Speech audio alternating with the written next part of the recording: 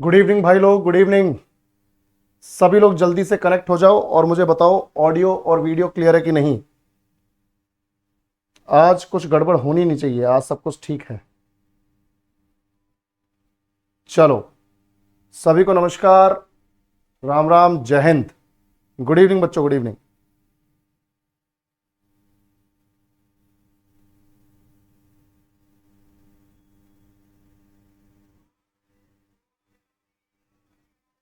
चलो बहुत बढ़िया, चलो बहुत बढ़िया, शुरू करते हैं बेटा। तो बुद्धिज्म इन इंडिया में हम लोगों ने अभी तक हमारे मतलब ये मान के चलो कि 66% पोर्शन को कवर कर लिया है बुद्धिज्म में। आज लास्ट पोर्शन कवर करना है और उसके बाद तुम्हारा टेस्ट है, ठीक है। उसके बाद जो बुद्धिज्म है हम आज तक पढ़ेंगे उस तक का टेस्ट है, तो अच्छे से ध्यान से देखना भाई, ठीक है। बिल्कुल बिल्कुल, आज सब ठीक है। पता नहीं शशिकांत कोई ना कोई दिक्कत आती है यार। बिल्कुल होगा, 7 बजे भी क्लास होगा, 7 बजे वो अपना फाउंडेशन वाला है, ठीक है। चलो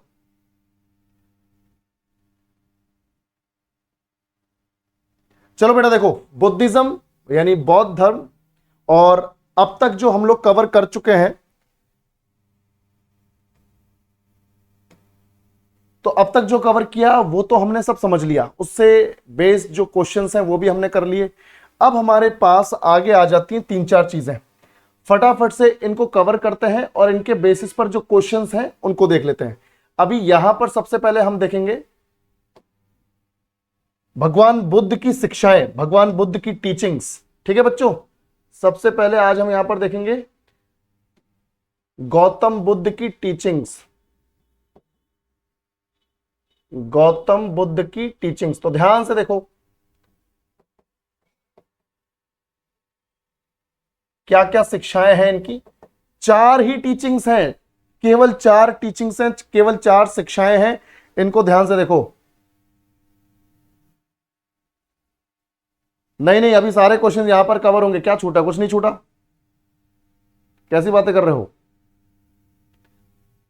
गौतम बुद्धास टीचिंग्स, तो शिक्षाएं देखो भाई। सबसे पहले वो जो भी क्वेश्चन छूटे थे लास्ट क्लास में वो सब मैंने इधर ऐड कर दिए हैं, ठीक है, तो टेंशन ना लो। गौतम बुद्धास टीचिंग्स में सबसे पहले देखो गौतम बुद्ध की शिक्षाएं। तो शिक्षाएं हैं 4, सिर्फ 4 शिक्षाएं हैं। पहली शिक्षा, भाई गौतम बुद्ध ये बोलते थे, गौतम बुद्ध ये बोलते थे कि इस संसार में दुख ही दुख हैं, ये संसार दुखों से भरा हुआ है। This world is full of sorrows, ठीक है भाई, ध्यान से देखो, ध्यान से देखो। चलो, तो यहां पर पहला पॉइंट हो गया कि ये संसार जो है दुखों से भरा हुआ है। This world is full of sorrows, ठीक है, यह संसार दुखों से भरा है, ठीक है बच्चों, यह संसार दुखों से भरा है। तो गौतम बुद्ध क्या कहना है कि भाई इस संसार में दुख ही दुख है, और ये रिलेटेबल भी है। अगर तुम्हें भी लगता होगा कि कई सारी चीजें तुम्हारी लाइफ में ऐसी चल रही हैं कि यार ये सही हो जाए तो ये कर दूंगा, ये कर दूंगा, ये हो जाए तो ये कर दूंगा, ये दिक्कत बड़ी दिक्कत है, तो मतलब सबके जीवन में कुछ ना कुछ दुख है, तो उसके बेसिस पे इन्होंने बोल दिया कि ये संसार दुखों से भरा हुआ है। This world is full of sorrows. Second point, अब इन्होंने सेकेंड पॉइंट में बोला, सेकेंड पॉइंट में बोला कि दुख का कारण क्या है ना, what is the reason behind that sorrow, उस दुख के पीछे कारण क्या है, दुख क्यों है लोगों के पास। ध्यान से देखो बेटा कि ये दुख क्यों है। This world is full of sorrows, ये संसार दुखों से भरा हुआ है, तो ये संसार दुखों से भरा हुआ है। दूसरा बोल रहे हैं कि दुख का कारण है desire, desire is the root cause, desire is the root cause, root cause of all the sorrows, ठीक है भाई। दुखों का एकमात्र कारण है इच्छा, दुखों का एकमात्र कारण है इच्छा। अब तुम बोलोगे सर डिजायर, इच्छा कैसे दुखों का कारण हो जाती है। भाई देखो, तुमने किसी चीज की इच्छा की, मान लो तुम अपना एग्जाम निकालने की इच्छा रखते हो, है ना, सब लोग रखते हैं। आपने अपना एग्जाम निकालने की इच्छा रखी, एक्सपेक्टेशन रखी, डिजायर रखी कि ये इस बार एग्जाम मैं निकालूंगा, इस बार मैं एग्जाम निकालूंगा। बाई चांस ऐसा हुआ कि तुम्हारा एग्जाम रह गया, तुम एग्जाम क्रैक नहीं कर पाए। अब तुम्हारी क्योंकि इच्छा थी एग्जाम क्रैक करना, अब जब नहीं हो पाया है तो भैया दुख होगा कि नहीं होगा? यानी जब हम किसी चीज की इच्छा रखते हैं, किसी चीज की एक्सपेक्टेशन रखते हैं और वो पूरी ना हो ना, तो हमें दुख होता है। तो यहां पर साफ साफ बोल दिया भाई, दुख का एकमात्र रीजन है इच्छा। ठीक है भाई, सबको समझ में आया? चलो ध्यान से देखो, अब सीन ये है कि इसको तो तुम रिलेट भी कर सकते हो बहुत बढ़िया तरीके से। अब भाई तुम यहां से बोल रहे हो ना, तुम यहां से बोल रहे हो, तुमने किसी को मैसेज किया, मैं तुमसे प्यार करता हूं, बहुत ज्यादा प्यार करता हूं, और मैं तुम्हारे लिए कर दूंगा, वो कर दूंगा, तुम एक बार हाँ कर दो, ये कर दूंगा, वो कर दूंगा, और उधर से जवाब आ रहा है HMMM। और तुम्हें लग रहा है यार मैंने इतना लंबा मैसेज लिख दिया, इतना लंबा चौड़ा मैसेज लिख दिया, वहां से तो कोई जवाब ही नहीं आया, वहां से आ रहा है, तुम्हारा वैसे ही दिमाग खराब हो जाएगा। तुमने इच्छा पाल ली कि जितना लंबा मैं मैसेज भेज रहा हूं, कम से कम उतना नहीं तो थोड़ा लंबा तो मैसेज आए उधर से, और उधर से आ रहा है तुम्हारे तो वहीं तोते उड़ गए। ठीक है भाई, तो मतलब इच्छा जो है, इच्छा रखना, एक्सपेक्ट करना, वो रूट कॉज है आपके दुखों का। तीसरा पॉइंट ध्यान से देखो बेटा, अब देखो तीसरा पॉइंट, इन्होंने बोला कि भाई देखो, अगर दुखों से निवारण चाहिए तो इच्छा पर काबू पाना पड़ेगा। If you want to get rid of all the sorrows, you need to acquire the desire. Desire को एक्वायर करना पड़ेगा, डिजायर पर काबू करना पड़ेगा। You need to conquer the desire. आपको डिजायर पर काबू पाना पड़ेगा, उस पर जीत हासिल करनी पड़ेगी। तो इन्होंने साफ बोला, to remove all the sorrows, to remove all the sorrows, अपने दुखों को अपनी जिंदगी से बाहर निकालने के लिए, to remove all the sorrows, one must conquer the desire। अगर डिजायर पर काबू पा लिया भाई, तो तुम्हारे जीवन से सारे दुख अपने आप खत्म हो जाएंगे। इच्छा ही मत पालो ना भाई, अपना कर्म करो। तुमने मैसेज लिख दिया, लंबा सा मैसेज लिख दिया, एक्सपेक्ट क्यों कर रहे हो कि उधर से भी लंबा सा आएगा? कुछ एक्सपेक्ट मत करो, क्योंकि जब कैसा भी रिप्लाई आए फिर तुम्हें दुख होगा ही नहीं, क्योंकि तुमने एक्सपेक्ट ही नहीं किया। अब तुम एग्जाम की तैयारी कर रहे हो, अब ये तो चलो एग्जाम की बात है, एग्जाम की तैयारी कर रहे हो, एक्सपेक्ट करता है आदमी कि यार रिजल्ट अच्छा है, तो यहां पर भी तुम इसको इंप्लीमेंट कर सकते हो कि तुमने अपना 100% दिया, ठीक है, और तुम थोड़े प्रैक्टिकल हो गए। अब यहां पे तुमने बढ़िया से एकदम से एग्जाम दिया और तुम्हें लग रहा है कि यार मैंने तैयारी की, बेस्ट हो ना हो मुझे फर्क नहीं पड़ता, मैं अपनी तैयारी से संतुष्ट हूं। अब हो ना हो तुम हर्ट नहीं होगे, तो इसके लिए थोड़ा सा जिगरा चाहिए भाई, है ना, जिगरा तो चाहिए भाई। तो यहां पे to remove all the sorrows, one must conquer the desire. तो याद रखो, दुखों को अपने जीवन से निकालने के लिए, दुखों को अपने जीवन से निकालने के लिए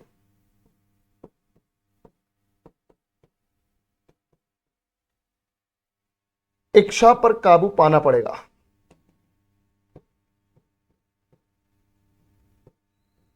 ठीक है भाई, अरे क्या सीन है भाई, इच्छा पर काबू करना होगा, साफ साफ बोल दिया इन्होंने। और चौथी शिक्षा यहां पर, फोर्थ टीचिंग। अब बात है कि सर हमें मालूम है कि हमें हमारे जीवन में दुख है, संसार में दुख है, सर हमें मालूम है कि इच्छा जो है वो दुख का कारण है, desire is the root cause of all the sorrows. Sir हमें यह भी मालूम है कि अपने दुखों को अगर हमें अपनी लाइफ से निकालना है, then we need to conquer the desire, हमें डिजायर पर काबू करना पड़ेगा। पर सर तरीका क्या है, डिजायर पर काबू कैसे पाएं? ठीक है भाई, ध्यान से देखो, डिजायर को कैसे खत्म करें। तो टू कॉन्क्वर डिजायर, ध्यान से देखो, टू कॉन्क्वर डिजायर, डिजायर पर काबू पाने के लिए one must follow the eightfold path, eightfold path, अष्टांगिक मार्ग अपनाना पड़ेगा। ठीक है, देखो ध्यान से, इच्छा पर नियंत्रण पाने के लिए, काबू पाने के लिए, इच्छा पर काबू पाने के लिए, इच्छा पर काबू पाने के लिए अष्टांगिक मार्ग,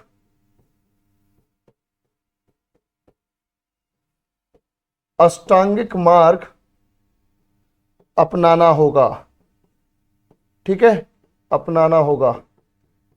अष्टांगिक मार्ग को ही बोलते हैं मध्यम मार्ग, मध्यम मार्ग, इसी को बोल रहे हैं एट फोल्ड पाथ।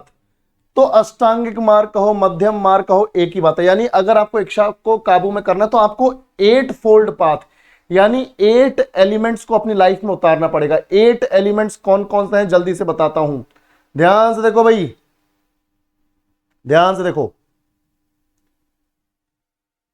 अबे फालतू की बातें मत करो, इधर देखो। तो अष्टांगिक मार्ग अपनाना पड़ेगा। ये 4 टीचिंग्स इन्होंने दे दी। This world is full of sorrows, desire is the root cause of all the sorrows, to remove all the sorrows one must conquer the desire, and to conquer the desire one must follow the eightfold path. यानी 8 चीजों को, उन 8 elements को अपनी life में अपना लोगे तो ऑटोमेटिकली डिजायर खत्म हो जाएगी, और डिजायर खत्म तो आपके दुख खत्म। अब वो 8 एलिमेंट्स क्या हैं फटाफट से देखो, फिर इन पर बेस्ड क्वेश्चंस करेंगे। देखो ध्यान से, 8 फोल्ड पाथ। अब वो 8 एलिमेंट्स क्या है मैं बताता हूं आपको। पहला element right speech, right speech यानी सम्यक, सम्यक वाक, सम्यक वाक। यानी मैं देखो हिंदी में लिखना हर चीज, ये 2 लैंग्वेजेस में लिखना थोड़ा सा मुश्किल होता है,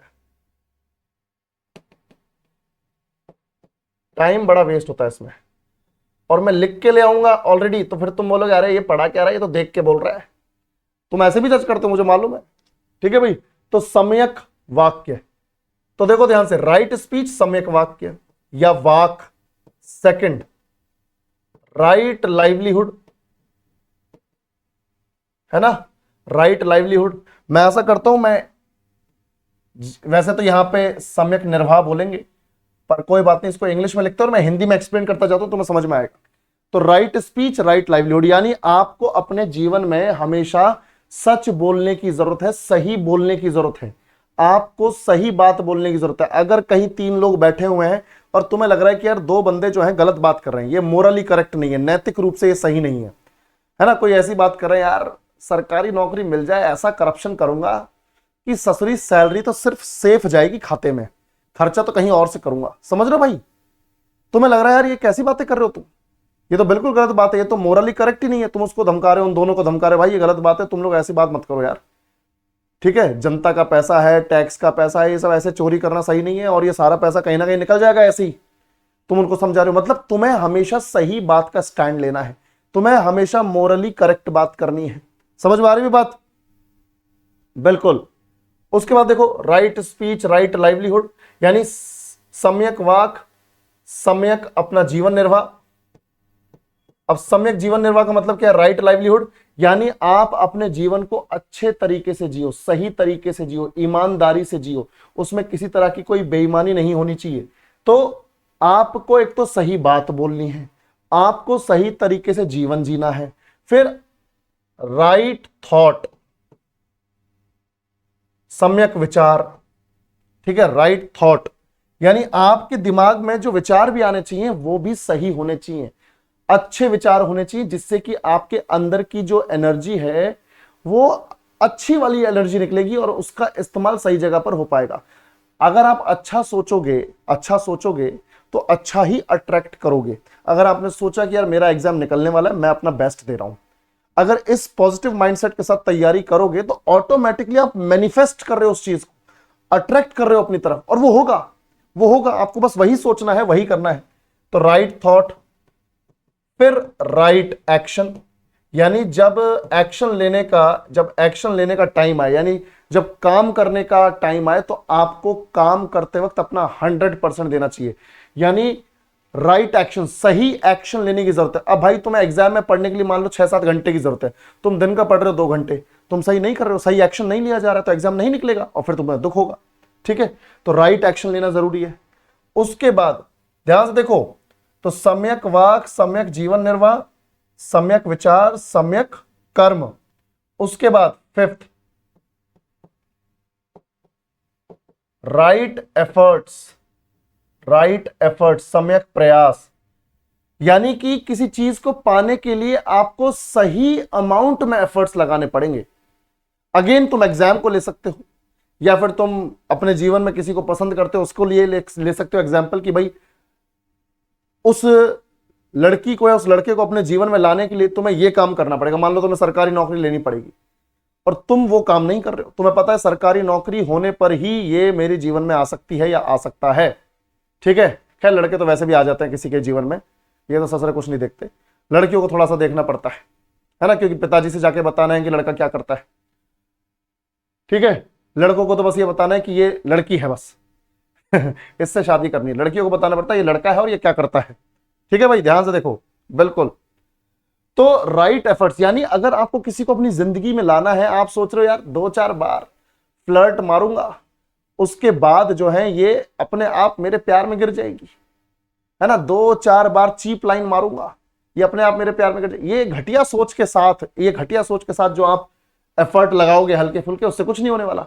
आपको सही अमाउंट में सही एफर्ट लगाने की जरूरत है, सही एफर्ट लगाने की जरूरत है। अगर वो बोल रही है भैया मेरे पिताजी तब मानेंगे जब सरकारी नौकरी लग जाएगी, तो सरकारी नौकरी लेके दिखाओ और फिर जाओ चौड़ में, ससुर जी लड़की दे दो, है ना भाई। चलो भाई ध्यान से देखो, बिल्कुल, एक सेकंड।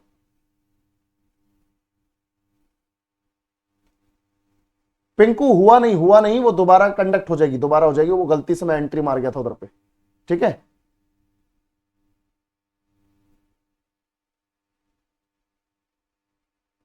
फाउंडेशन की क्लास होगी अभी। ठीक है, फाउंडेशन की क्लास होगी, वो गलती से मैंने वो क्लास चालू कर दी थी, वो दोबारा कंडक्ट हो जाएगी, दोबारा बनेगी वो।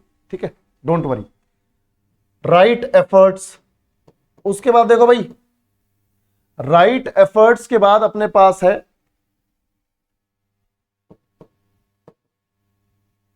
Right concentration.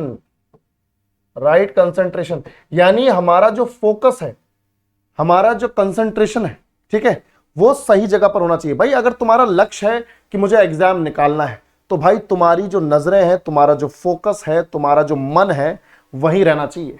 ये इधर उधर डिस्ट्रैक्ट नहीं होना चाहिए, क्योंकि अगर डिस्ट्रैक्ट होगा तो भैया तुम जिस चीज को चाहते हो उस पर फोकस नहीं कर पाओगे, वहां कॉम्प्रोमाइज करोगे और उसके बाद वो चीज मिलेगी नहीं, फिर तुम्हें दुख होगा। तो अगर तुम अपने जीवन से दुख को निकालना चाहते हो, इच्छा पर काबू पाना चाहते हो, तो भाई राइट कंसंट्रेशन, सही समय पर सही चीज पर फोकस करना होगा। उसके बाद राइट रिमेंबरेंस, राइट रिमेंबरेंस, सही याददाश्त, सही मेमोरीज, है ना। हम लोगों की ह्यूमन टेंडेंसी क्या है मैं आपको बताता हूं भाई। हमारी जो मानव क्षमता है वो ये कहती है कि भाई अगर हमने, देखो हमारे साथ किसी ने 100 अच्छे काम किए, हमारे लिए 100 किसी ने अच्छे काम किए हैं, तो हमें वो 100 काम ऐसा लगता है चलो ठीक है इसने कर दिया, ठीक है कर तो दिया। पर अगर वही इंसान अगर एक गलत काम कर दे हमारा या हमारे लिए या हमारे साथ, तो हम उसको जिंदगी भर के लिए जज कर लेते हैं, अरे साला धोखेबाज है ये, इसने मेरे साथ ये किया था, जबकि उसने 100 काम अच्छे भी किए हैं पर वो आपको याद नहीं है। क्योंकि नॉर्मल ह्यूमन टेंडेंसी है कि जो बुरी चीज है वो हमारे दिमाग में जल्दी आती है, हमने अपनी मेंटालिटी ऐसी बना रखी है। तो याद रखो, हमेशा हमेशा अपने जीवन में, अपने दिमाग में जिस किसी से भी मिलते हो तो उसकी सही मेमोरी आपके साथ होनी चाहिए। मान लो तुम किसी के साथ रिलेशनशिप में रहे या किसी के साथ तुम्हारी दोस्ती रही, ठीक है, या तुम्हारी लाइफ का कोई ऐसा फेज है जहां पर तुमने कष्ट झेला है, तो वहां पर ये देखो कि वहां तुम्हारे अच्छे मोमेंट्स क्या रहे या अच्छे पल क्या रहे, या वहां पर तुमने क्या अच्छा सीखा, क्योंकि इससे आपके अंदर अच्छे थॉट्स आएंगे और आपकी कैपेबिलिटी किसी काम को करने की बढ़ जाएगी। ठीक है भाई, बिल्कुल। ध्यान से देखो बेटा, तो राइट रिमेम्बरेंस, सही चीजें दिमाग में रखो, सही चीजें, ऑटोमेटिकली पॉजिटिव एनर्जी निकलेगी, ऑटोमेटिकली हर काम में मन करेगा करने का बढ़िया तरीके से। ठीक है, ध्यान से देखो। बिल्कुल बिल्कुल सही बात है। इतना सब कुछ, इतना सब दिमाग खुल जाए तो फिर नौकरी करने की क्या जरूरत है। राइट रिमेम्बरेंस के बाद है बच्चों लास्ट चीज, राइट माइंडफुलनेस। राइट माइंडफुलनेस यानी भाई सही जगह पर, सही जगह पर अलर्ट होने की जरूरत है ना। अब सही जगह पर अलर्ट होने का मतलब यह है कि मान लो तुम पढ़ाई करने बैठे, तुम पढ़ाई करने बैठे, उधर से मैसेज आ रहा है, या तुम पढ़ाई करने बैठी, उधर से मैसेज आ रहा है, हाय बेबी क्या कर रहे हो, क्या तुम्हें मेरी याद नहीं आ रही। अब तुम साला पढ़ाई करने बैठे हो या बैठी हो, और उधर से मैसेज आ रहा है क्या तुम्हें मेरी याद नहीं आ रही। बस वही जो है ना, मोबाइल को स्विच ऑफ करने की देर है, या फिर मैसेज कर दो बेबी पढ़ रही है अभी, या बेबी पढ़ रहा है अभी, और बेबी पढ़ के बात करेगा, बेबी पढ़ के बात करेगी। ठीक है, नौकरी लगनी है बेबी को। समझ रहा है, समझ रहे हो भाई बात, सीधे कोई डिस्ट्रैक्शन नहीं, पढ़ाई के टाइम पे पढ़ाई, आशिकी के टाइम पे आशिकी, आशिकी के बीच में कोई नहीं आना चाहिए, पढ़ाई के बीच में कोई नहीं आना चाहिए, डेडिकेशन इस तरह का होना चाहिए भाई। बिल्कुल, तो राइट माइंडफुलनेस मतलब यू मस्ट बी अवेयर कि आपको उस पर्टिकुलर पॉइंट ऑफ टाइम पे क्या चाहिए, पहले तुम्हारी क्या प्रायोरिटीज है। समझ में आ रही है बात। बिल्कुल बिल्कुल। देखो ध्यान से, तो यहां पर ये हैं बुद्ध के वो बताए हुए 8। अब तुम देखो आज के टाइम में हम सबके ऊपर रिलेटेबल है ना, हम लोग आराम से रिलेट कर जाते हैं इन चीजों के साथ, यार बात तो सही है। तो इन चीजों को फॉलो करना थोड़ा सा मुश्किल होता है, अगर कोई फॉलो कर ले तो भैया ज्ञान की प्राप्ति हो गई। फिर तुम्हें ना तुम्हें सरकारी नौकरी चाहिए ना कुछ, फिर तुम्हें लगेगा जो करेंगे बढ़िया करेंगे फिर तुम। ठीक है, तो ये देखो, ये है वो चार आर्य सत्य, इन्हें बोलते हैं 4 आर्य सत्य, 4 नोबल ट्रुथ्स, 4 नोबल ट्रुथ्स। क्या बोलते हैं? 4 नोबल ट्रुथ्स। और ये सीक्वेंस याद रखना कि ये संसार दुखों से भरा है, this world is full of sorrows. फिर रीजन बताया क्यों भरा है, दुखों का एकमात्र कारण है इच्छा, the desire is the root cause of all the sorrows. फिर ये बताया है कि क्या करना चाहिए, अगर सॉरोज को अपनी जिंदगी से निकालना है, दुखों को अपनी जिंदगी से निकालना है, तो फॉलो करो किसको फॉलो करना है भैया, कि आपको डिजायर को कैसे काबू करना है, इस चीज को फॉलो करना है, डिजायर को काबू करो। और डिजायर को काबू करने के लिए you must follow these 8 fold path, in 8 elements को अपने जीवन में ले आओ। चलो अब इसके बेसिस पे क्वेश्चन करते हैं। The second noble truth explains, दूसरा आर्य सत्य बताता है, जल्दी से बताओ इसका आंसर, जल्दी से बताओ।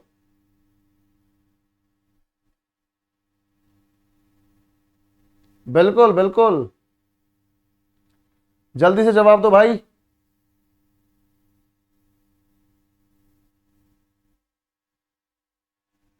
बिल्कुल, तो सेकंड में देखो क्या बताया है, दुख का कारण बताया है ना। तो दुख का कारण, the cause of suffering, the cause of suffering, बहुत बढ़िया। ठीक है बच्चों, शाबाश।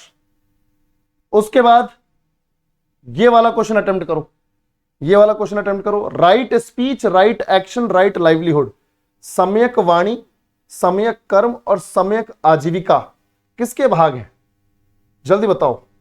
सही बोलना चाहिए, सही एक्शन लेना चाहिए, सही तरीके से जीना चाहिए, है ना भाई। अच्छी बातें बोलो, सही एक्शन लो सही टाइम पर, और अच्छे तरीके से जीवन बिताओ, ये किसका पार्ट है, जल्दी बताओ बेटा। क्या बात है भाई, समझ तो है तुम्हारे अंदर, बिल्कुल ये समझ तो है। एथिकल कंडक्ट, नैतिक आचरण, ये हमारे नैतिक आचरण को ये तो बताता है कि आप कितने गलत हो या कितने सही हो। शाबाश, बहुत बढ़िया बच्चों, बहुत बढ़िया। मुझे उम्मीद कम थी तुम इसको थोड़ा सा जज कर पाओगे, पर कर लिया तुमने, वेरी गुड। अब देखो, अब हम आते हैं अपने अगले क्वेश्चन पे, अगले कंटेंट पर। चलो भाई जल्दी से देखो, बुद्धिस्ट काउंसिल्स, बौद्ध संगीति, ध्यान से देखो। अब हमारे पास बहुत बढ़िया काम का कंटेंट है, देखो यहां से सवाल बने हुए हैं।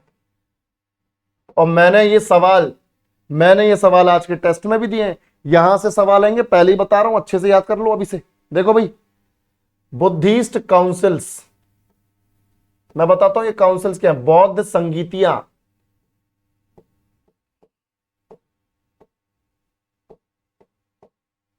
ठीक है,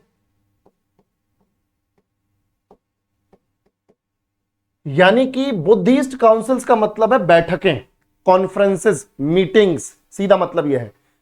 देखो बेसिक बात यह है कि उस जमाने में बौद्ध धर्म और जैन धर्म दोनों में ही, बौद्ध धर्म और जैन धर्म दोनों में ही बच्चों ऐसा होता था कि जब भी साधु संतों को लगता था कि यार हमारे धर्म में कोई कमी है या हमारे धर्म में कोई कुरीति है, यानी कि कोई बहुत बेकार रिचुअल है, कोई बहुत बेकार प्रैक्टिस है, तो 100 200 300 400 साल में ये क्या करते थे, मीटिंग करते थे कि भाई टाइम 300 400 साल निकल गए, अब रिलीजन में कुछ इंप्रूवमेंट करने की जरूरत है या रिलीजन को चेंज करने की जरूरत है टाइम के साथ। यानी जब जब बौद्ध धर्म और जैन धर्म में साधु संतों को ऐसा लगा कि हमें अपने धर्म में सुधार करना चाहिए, हमें अपने रिलीजन को रिफॉर्म करना चाहिए, तो इन्होंने मीटिंग्स की इस तरह की, ठीक है, और मीटिंग्स में कुछ ना कुछ परिवर्तन किए और अपने रिलीजन को इंप्रूव किया। ठीक है भाई, ध्यान से देखो।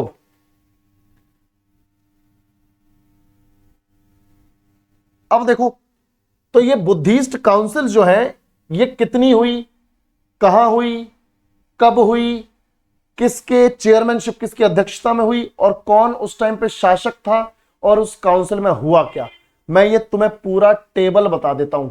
ठीक है, यानी हमारा यहां पर ये जो चैप्टर है बुद्धिज्म और जैनिज्म वाले 2 चैप्टर्स हैं, यहां पे हम क्वेश्चंस के साथ बेटा कंटेंट भी कवर कर रहे हैं, ताकि कोई और भी सवाल बने इन टॉपिक से तो तुम आराम से कवर कर लो। ध्यान से देखो, मैं एक तरफ लिख देता हूं, यहां पर लिख देता हूं मैं काउंसिल नंबर। तो भैया बुद्धिज्म में, बौद्ध धर्म में टोटल 4 काउंसिल्स हुई हैं, 4 मीटिंग्स हुई हैं। ध्यान से देखो भाई, बिल्कुल बिल्कुल ध्यान से देखो भाई, काउंसिल नंबर 1 2 3 4, ठीक है। तो काउंसिल नंबर, उसके बाद हम यहां पे लिखेंगे कि कब हुई, टाइम पीरियड,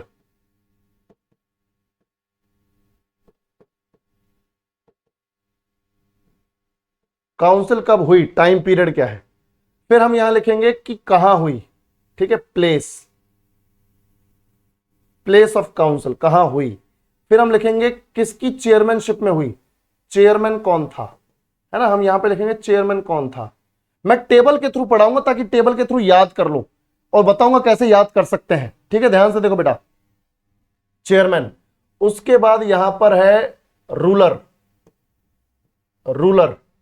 और उसके बाद देखो बेटा यहां पर यह है कि डिसीजन क्या हुआ, वहां पे उस काउंसिल में डिसीजन क्या लिया, चेंज क्या हुआ। तो इस टेबल को पढ़ते हैं फटाफट से, और उसके बाद हम आगे बढ़ेंगे। देखो भाई, पहली काउंसिल, अच्छा एक चीज याद रखना, जो भी हम कंटेंट पढ़ेंगे, अभी जो भी हम इस टेबल को पढ़ेंगे, तो तुम्हें रो वाइज नहीं पढ़ना है कि पहली काउंसिल के बारे में पहले सब कुछ पढ़ लिया, फिर दूसरी काउंसिल के बारे में सब कुछ पढ़ लिया, तीसरी के बारे में पढ़ लिया, ऐसे नहीं पढ़ना। रो वाइज नहीं पढ़ना है बच्चों, रो वाइज नहीं पढ़ना है, आपको पढ़ना है कॉलम वाइज, जल्दी याद हो जाएगा, कॉलम वाइज जल्दी याद हो जाएगा। तो सबसे पहली काउंसिल हुई थी जिस साल भगवान बुद्ध की डेथ हुई। तुम सब जानते हो भगवान बुद्ध का जन्म हुआ था 563 बीसीई में, और डेथ हुई थी 483 बीसीई में। तो जिस साल भगवान बुद्ध की डेथ हुई उसी साल पहली काउंसिल हो गई, 483 बीसीई में ही पहली काउंसिल हो गई। यानी उसी साल इन्होंने सोचा कि अब भगवान बुद्ध चले गए हैं, तो इसमें हल्के फुल्के हम चेंजेस करते हैं। ठीक है, अपने धर्म में, अपने रिलीजन में हल्के फुल्के चेंजेस करते हैं। तो 483 बीसी में, 483 बीसी में जब भगवान बुद्ध की डेथ हो गई है सेम ईयर में, उस टाइम पर जो ये फर्स्ट बुद्धिस्ट काउंसिल है, पहली बौद्ध धर्म की जो संगीति है, जो बैठक है, वो होती है राजगृह में। कहां पर बच्चों, राजगृह, बिहार में जिसे आज तुम राजगीर बोलते हो, उसे हम बोलते थे राजगृह। ठीक है, उस जमाने में हम लोग क्या बोलते थे, राजगृह। और राजगृह में हुई पहली काउंसिल जो 483 बीसी में हो रही है, उस टाइम पे चेयरमैन कौन? उस टाइम पे भगवान बुद्ध के ही एक चेले हैं, भगवान बुद्ध के ही एक शिष्य हैं, उनका नाम है महाकश्यप। क्या नाम है बच्चों? महाकश्यप। तो महाकश्यप यहां पर चेयरमैन, महाकश्यप। और रूलर कौन है इस टाइम पे? इस टाइम पे मगध का शासक है, क्योंकि मगध का ही एरिया राजगृह, तो मगध का शासक है उस वक्त अजात शत्रु। अजात शत्रु। तो अजात शत्रु यहां पर रूलर है हर्यंक वंश का। कौन सी डायनेस्टी, कौन से वंश का है? हर्यंक वंश।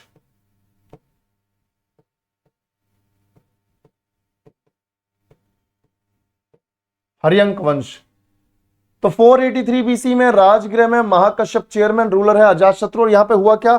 यहां पर दो किताबें लिखी गई, यहां पर दो किताबें लिखी गई, जल्दी से देखो, दो किताबें यहां पर कंपाइल की गई हैं, दो किताबों का यहां पे संकलन हुआ है। तो एक तो किताब है, यहां पर ध्यान से देखो बेटा, एक तो किताब है विनय पिटक, विनय पिटक, विनय पिटक। पाली लैंग्वेज में, पाली लैंग्वेज में, क्योंकि उस जमाने में दो लैंग्वेजेस चलती थी, प्राकृत और पाली, प्राकृत और पाली, बिल्कुल। तो प्राकृत और पाली चलती थी। तो बुद्धिज्म ने, बौद्ध धर्म ने अपने टेक्स्ट के लिए, अपने किताबों को लिखने के लिए पाली लैंग्वेज का इस्तेमाल किया। जैन धर्म ने प्राकृत, जैन धर्म ने प्राकृत और बुद्धिज्म ने पाली लैंग्वेज का इस्तेमाल किया ज्यादातर अपनी किताबों को लिखने के लिए। तो इनका जो एक टेक्स्ट है वो है विनय पिटक, ठीक है। और दूसरा है बच्चों, दूसरा विनय पिटक के बाद सुत्त पिटक, सुत्त पिटक। और पिटक का मतलब पाली लैंग्वेज में होता है बच्चों पुस्तक, पिटक का मतलब होता है पाली लैंग्वेज में पुस्तक। या फिर एक और मतलब है इसका, पिटक का मतलब है यहां पर टोकरी, पेटी, टोकरी, पेटी, ठीक है। तो पेटी कहो, टोकरी कहो, पुस्तक कहो, तो विनय पिटक, सुत्त पिटक, ये दो किताबें लिखी गई हैं, संकलित की गई हैं फर्स्ट काउंसिल में। और विनय पिटक को लिखा है उपाली ने, भगवान बुद्ध का चेला था, ठीक है, भगवान बुद्ध का चेला था उपाली।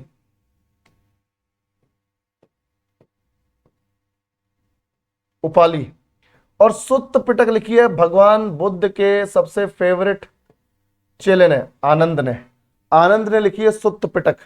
विनय पिटक, उपाली। वैसे इंग्लिश में देखो तो यू से उपाली, वी से विनय पिटक, यू वी, ठीक है, यू से उपाली, वी से विनय पिटक। तो ये दोनों है ना भाई, तो दोनों विनय पिटक और सुत्त पिटक, किसने देखो विनय पिटक लिखी है उपाली, और सुत्त पिटक, सुत्त पिटक, सुट्टा याद रख लो, सुट्टा, सुट्टा।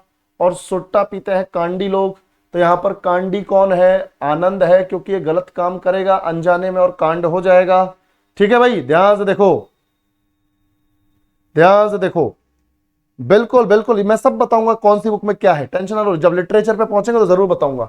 तो विनय पिटक में उपाली, याद रखना, विनय पिटक जो है वो उपाली ने लिखी है और सुत्त पिटक आनंद ने लिखी है, ठीक है भाई। हाँ, कुछ भी ट्रिक बना लो, हालांकि कैसे भी याद रखना है हमको तो, है ना, और एग्जाम तक याद रखना है, उसके बाद ये सब ऐसे जैसे करवाए हमसे कोई मतलब नहीं, ठीक है भाई। अब देखो, टाइम पीरियड हमें पता चल गया, पहली काउंसिल कब हुई, कहां हुई, कौन चेयरमैन, कौन राजा? अजातशत्रु, याद है?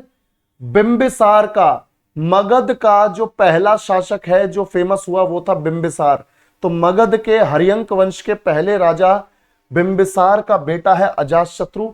और क्योंकि बूढ़ा बिंबिसार मर नहीं रहा था और इस जवान अजातशत्रु को गद्दी चाहिए थी, तो जवान अजातशत्रु ने बूढ़े बिंबिसार को मार दिया, ठीक है भाई, गद्दी से उतार दिया। बिल्कुल कुणाल, बिल्कुल बेटा, विनय पिटक का उपाली और सुत्त पिटक का आनंद, ठीक है। अब ध्यान से देखो, अब हमारे पास, अब मैं तुम्हें ऐसे लेके चलता हूं इस तरह से ना, ताकि जल्दी से याद हो जाए। देखो, पहली काउंसिल हुई 483 बीसी में जब भगवान बुद्ध की डेथ हुई, और दूसरी काउंसिल ठीक उसके 100 साल बाद। तो 100 साल बाद का मतलब है, 100 साल बाद का मतलब है कि 383 बीसी, 383 बीसी, ठीक है। 483, 383 और 250 बीसी। भाई ये तो तुम याद रख ही लोगे कि भगवान बुद्ध के मरने के 100 साल बाद, भगवान बुद्ध के मोक्ष के 100 साल बाद 383 में सेकंड काउंसिल हुई। फिर तीसरी काउंसिल को याद रखने का तो कितना सिंपल तरीका, 250 याद रखो भाई, 483 383, सबसे ऊपर वाला याद रखना है 483, फिर 100 साल बाद का डेटा याद रख लोगे 383, फिर एक तो बिल्कुल बढ़िया फिगर है 250, 250, ठीक है। और लास्ट में ये जो चौथी काउंसिल, इसमें हर चीज यूनिक है। यहां पे 720 एडी, 7 देखो ध्यान से 720 बोल रहा हूं, 72 एडी यानी 72 एडी, यानी जीसस क्राइस्ट के जन्म के 72 साल बाद। तो 483 बीसी, 383 बीसी, 250, 72, 483, 383, 250 और 72, ठीक है। अब देखो पहली वाली काउंसिल राजगृह में हुई, दूसरी वाली काउंसिल होती है बच्चों वैशाली में। कहां पर? वैशाली में। सेकंड काउंसिल होती है वैशाली में, थर्ड काउंसिल होती है पाटलिपुत्र में।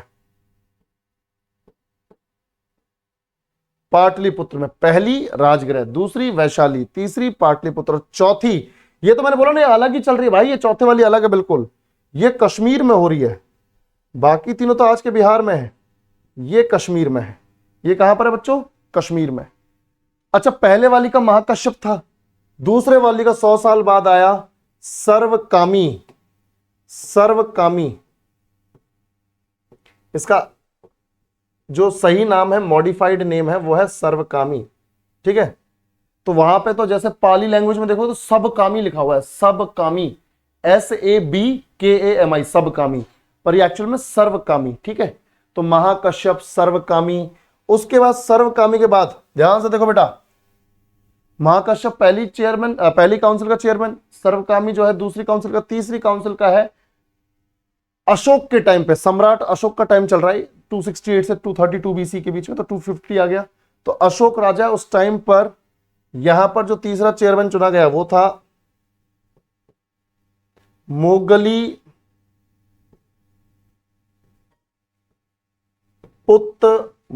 पुत्त तिस, थोड़ा अजीब नाम पर याद करना पड़ेगा, मोगली पुत्त तिस, ये है चेयरमैन। तो महाकश्यप पहली काउंसिल के, दूसरी के सर्वकामी, तीसरी के मोगली पुत्त तिस, और चौथी के अश्वघोष और वासुमित्र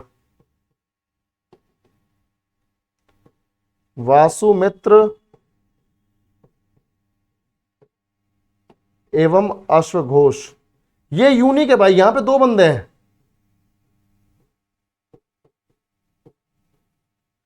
तो 72 एडी वाली कश्मीर में हुई, वासुमित्र और अश्वघोष इन्होंने कंडक्ट करवाई। अब बात है कि रूलर कौन कौन है। तो पहले में तो हमें पता चल गया अजातशत्रु, बिल्कुल ध्यान से देखो, बहुत बढ़िया बहुत बढ़िया। तो अजातशत्रु हो गया पहले वाली में महाकश्यप के टाइम पे। दूसरा जब सर्वकामी, भाई अब अजातशत्रु के 100 साल बाद मगध में अलग वंश का शासन आ गया, उसे बोलते हैं शिशुनाग वंश। शिशुनाग वंश का यहां पर शासन कर रहा है काल अशोक।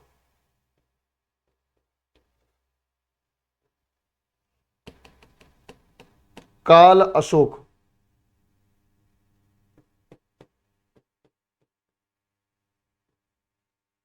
काल अशोक ये शिशुनाग वंश का था। शिशुनाग इसके फादर का नाम था और इसका नाम है काल अशोक। तो ये काल अशोक अलग है और दूसरा अशोक अलग है। काल अशोक शिशुनाग वंश का है ये। तीसरा जो रूलर था पाटलिपुत्र 250 BC, मैंने बताया अशोक, मौर्य एम्पायर का अशोक।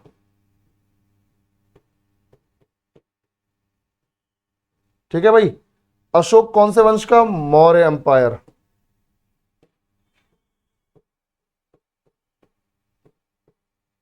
ठीक है, मौर्य साम्राज्य, तो मौर्य वंश का अशोक है। तो अजातशत्रु, काल अशोक, अशोक, ये तो ऐसे याद हो जाएंगे, अजातशत्रु, काल अशोक, अशोक। इनको थोड़ा सा याद करने में दिक्कत आ सकती है। महाकश्यप, सर्वकामी, उसके बाद मोगली पुत्तिस और वासुमित्र और अश्वघोष। और लास्ट में मैंने बताया कि ये सब कुछ अलग चल रहा है। तो 72 AD में हो रही है, कश्मीर में हो रही है, वासुमित्र और अश्वघोष इसे कंडक्ट कर रहे हैं। तो रूलर बिल्कुल अलग है, रूलर है कनिष्क। कनिष्क कुषाण वंश का है, कुषाण डायनेस्टी का रूलर है कनिष्क, ठीक है। और कनिष्क ने, ध्यान से देखो बेटा, कनिष्क ने क्या किया था मैं अभी बताता हूं, पर उससे पहले देखो कि काल अशोक के टाइम पर, काल अशोक के टाइम पर क्या हुआ, क्या डिसीजन लिया गया है। ध्यान से देखो बेटा,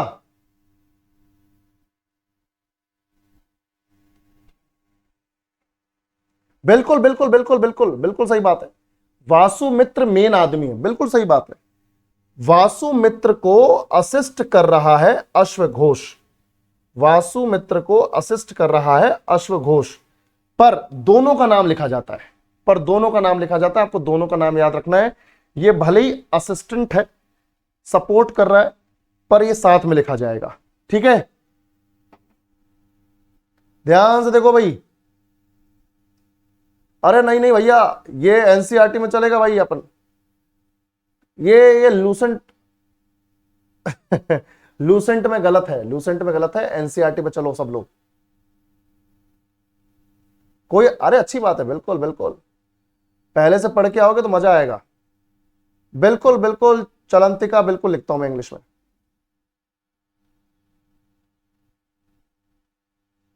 ठीक है भाई, भाई देखो यार, मैं एनसीईआरटी के हिसाब से जाऊंगा यार, मुझे तुम्हारी लूसेंट वूसेंट समझ में नहीं आती। हाँ बिल्कुल प्रेरणा, बिल्कुल मैं लिखता हूं, सारे नाम इंग्लिश में भी लिखूंगा, डोंट वरी, ठीक है। मुझे माफ करना भाई, मैं एनसीईआरटी के हिसाब से चलूंगा, भारत सरकार के फैक्ट्स के हिसाब से चलूंगा, ठीक है। चलो बेटा आगे बढ़ते हैं। अब यहां पर हम लोगों ने देखा कि रूलर कौन कौन है। अब डिसीजन देखो कौन क्या डिसीजन ले रहा है। यहां पे तो हमने देखा कि विनय पिटक, उपाली और सुत्त पिटक आनंद, ये 2 किताब लिखी गई है। यहां पर क्या होता है, जल्दी से देखो यहां पर क्या होता है। सेकंड वाले में क्या होता है कि वैशाली में मीटिंग हो रही है, वैशाली में हो रही है मीटिंग, मीटिंग हो रही है वैशाली में। तो वैशाली की इस मीटिंग में वैशाली के अंदर जो लोग रहते हैं, यानी बिहार के वैशाली में जो लोग रहते हैं, जो साधु संत रहते हैं, वो भी हैं यहां पर, और वैशाली के बाहर के जो साधु संत हैं वो भी हैं।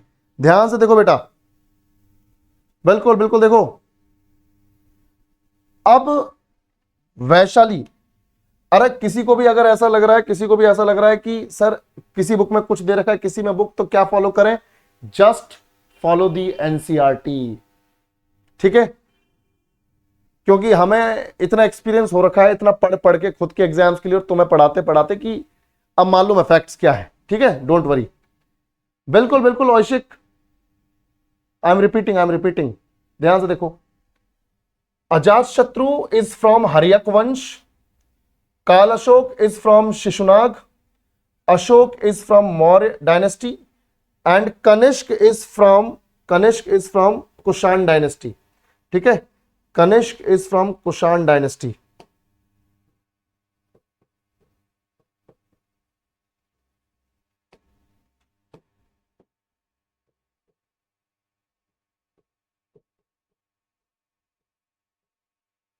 ठीक है भाई लोग, अब देखो क्या होता है।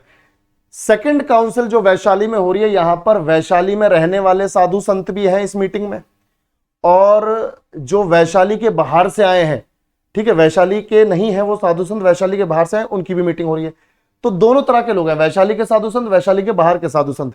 तो यहां पर वैशाली के जो संत हैं, वैशाली के जो बुद्धिस्ट मंक्स हैं, वो ये बोलते हैं कि हमें अब 100 साल हो चुके हैं, हमें कुछ बुद्ध के टाइम की, भगवान बुद्ध के टाइम की कुछ रिचुअल्स हैं, उन्हें चेंज कर देना चाहिए। वैशाली के मंक्स क्या बोल रहे हैं, वैशाली के मंक्स बोल रहे हैं that we need to change some of the practices of Buddhism, जो कि चल रही हैं भगवान बुद्ध के टाइम से, हमें उन्हें बदलने की जरूरत है टाइम के साथ। और कुछ जो वैशाली के बाहर के हैं वो बोल रहे हैं नहीं, भगवान बुद्ध के टाइम की अगर कोई भी प्रथा चल रही है, कोई भी प्रैक्टिस, कोई भी रिचुअल चल रही है, we must follow that, we should not change the core elements. हमें उन कोर एलिमेंट्स को चेंज नहीं करना चाहिए जो भगवान बुद्ध ने सेट किए हैं। टाइम के साथ चाहे कितना भी आगे बढ़ते जाएं हम, पर कोर एलिमेंट्स को सेट नहीं करना, बाकी चीजें बदल जाएंगी। तो यहां पर वैशाली के जो, ध्यान से देखो,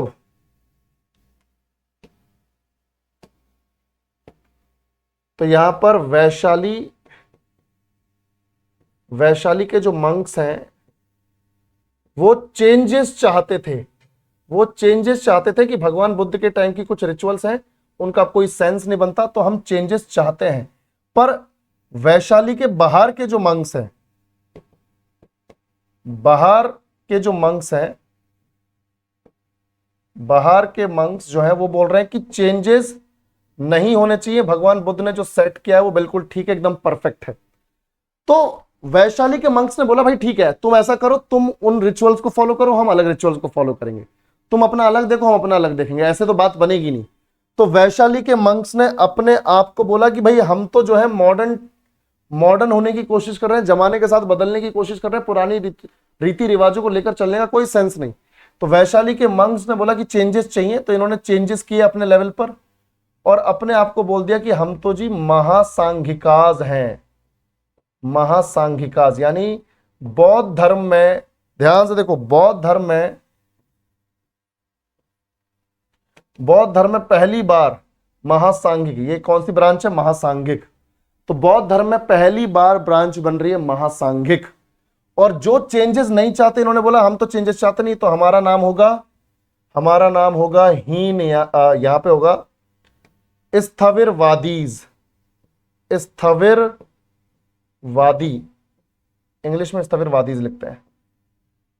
तो इन्होंने क्या बोला कि भाई वैशाली के मंक्स जो चेंज चाहते हैं वो महासांघिक कहलाएंगे, और जो चेंजेस नहीं चाहते जो बाहर के, वो स्थविरवादी कहलाएंगे, स्थविरवादी। ठीक है, और मैं लिख दूंगा ये सारे नाम अभी इंग्लिश में लिख दूंगा, डोंट वरी, जब तुम्हारे पास पीडीएफ पहुंचेगी ये इंग्लिश में भी पहुंचेगी, टेंशन ना लो। ठीक है, ठीक है भाई, ध्यान से देखो। अच्छा सॉरी, एक बच्चा बोल रहा सर बाहर नहीं, बाहर, बिल्कुल सही बात, बाहर, बिल्कुल। तो बाहर के जो मंक्स हैं वो चेंजेस चाहते ही नहीं, और वैशाली के चाहते हैं। तो जो चाहते हैं उन्होंने अपने आप को महासांघिक बोला, और जो नहीं चाहते उन्होंने स्थविरवादी बोला। और थर्ड, अब तुम बोलोगे सर थर्ड काउंसिल में अशोक के टाइम पे क्या हुआ? अशोक के टाइम पे पाटलिपुत्र में जो काउंसिल कंडक्ट हुई, इसमें सिर्फ जो बुद्धिस्ट किताबें हैं, जो बौद्ध धर्म की किताबें हैं, उनका रिवीजन हुआ, उनको रिवाइज किया गया, उनको हल्के फुल्के चेंजेस के साथ अपडेट किया गया। ठीक है भाई, ध्यान से देखो, रिवीजन। तो यहां पे लिख देते हैं रिवीजन ऑफ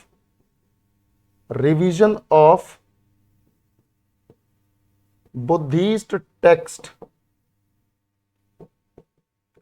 बुद्धिस्ट किताबों का रिवीजन हुआ है, उनको अपडेट किया गया है।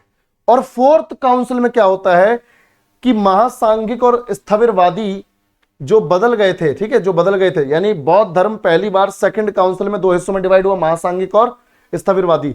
अब यही महासांघिक और स्थविरवादी चौथी काउंसिल आते आते अपने आप को नए नाम दे देते हैं। ध्यान से देखो भाई,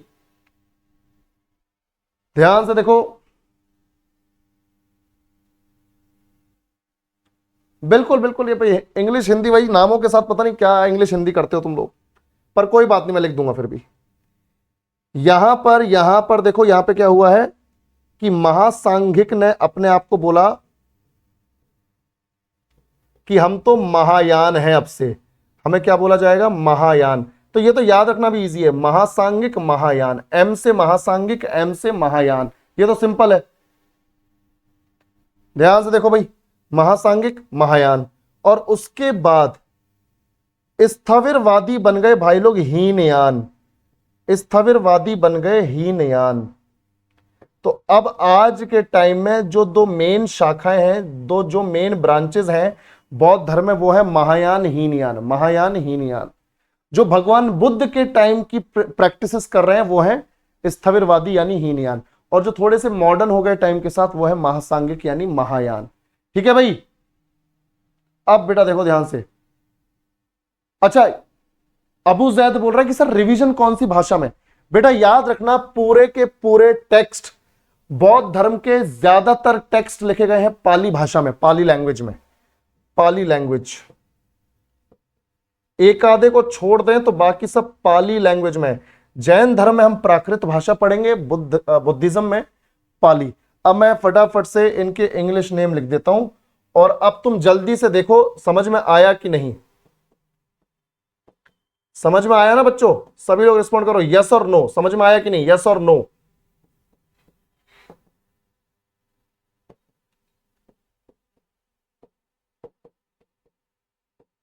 समझ में आया ना? हाँ, बहुत बढ़िया। ध्यान से देखो,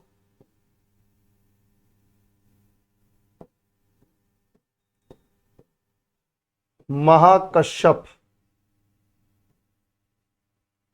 महाकश्यप सर्वकामी, ये मोगली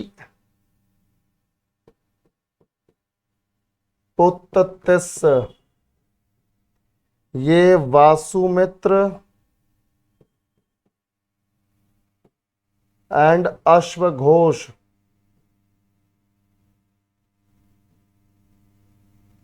अश्वघोष, अजातशत्रु, ठीक है, याद रखना, अजातशत्रु हर्यंक डायनेस्टी। मैं डायनेस्टी का नाम लिख रहा हूं, सिर्फ राजा का नाम तो सिंपल है यार, है ना? शिशुनाग, ये मौर्यन डायनेस्टी, और ये कुषाण। चलो भाई, ये हमारा टेबल हो गया, इसका स्क्रीनशॉट ले लेना। बाकी अब तुम इसके बेसिस पे क्वेश्चन करो। The first Buddhist council was held in, प्रथम बौद्ध परिषद कहां आयोजित की गई? जल्दी बताओ।